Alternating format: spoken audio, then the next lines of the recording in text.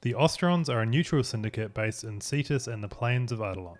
Gaining standing and ranking up with them is an important process to go through as you reach endgame in order to craft some of the most powerful melee weapons in the game called Zors. They also offer various blueprints you'll need to refine ores and gems in order to build a bunch of other stuff in the game. There are a few different ways to gain Ostron standing, like bounties and fishing, and most guides out there will tell you the best way to farm Ostron standing is through fishing for a fish called mercray. I'm here today to tell you there's a much easier way to farm your standing and stockpile it for your daily standing caps.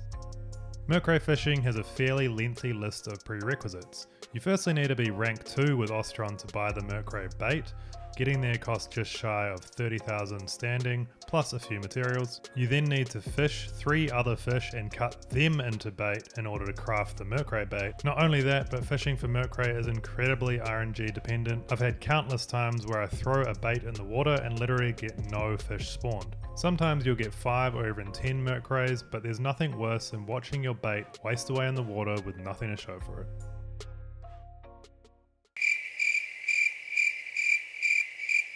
This is where my method comes in. You may have already guessed it, but it's mining.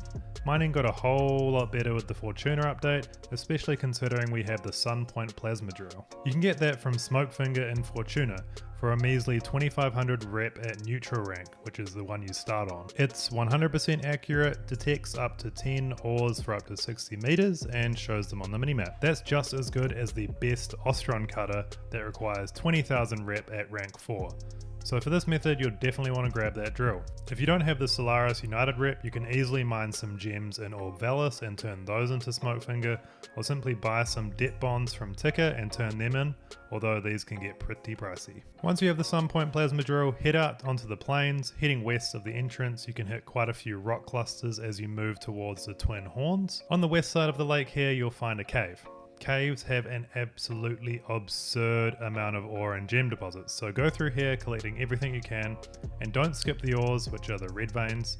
With the Sunpoint Drill, you'll often get a small zone on the mining minigame that you can hit to snag a rare gem. A little tip here as well is if you're mining ore and you don't really care about how much you're getting, and you don't see a rare gem marker, you can just simply tap the trigger or release it as soon as you realize there's no rare gem, and it will save you a bunch of time. From here you can either go to the next cave to the northwest or just head back to the entrance, return to Cetus and come back out for a fresh instance and do it all over again. In half an hour using a booster, I was able to get around 25,000 standing worth of gems. This is roughly equivalent to a good mercray farm, but without all the bullshit. You don't have to worry about catching any other fish to make bait or running out of said bait. You don't need to look for the white splashy water or wait for fish to grace your presence. Mining is so much easier and the minigame is a lot more rewarding in my opinion. Who doesn't like sparkly flashy gems? Anyway, that's all for this one. I hope this helped you out. Be sure to check out my other Warframe videos and drop a like if you enjoyed this one. Don't forget to subscribe. I've got more videos in the works, so keep an eye out for that. Let me know in the comments if you're a die-hard fisherman or you've been converted to the mining gang. Thanks for watching, and I'll catch you next time.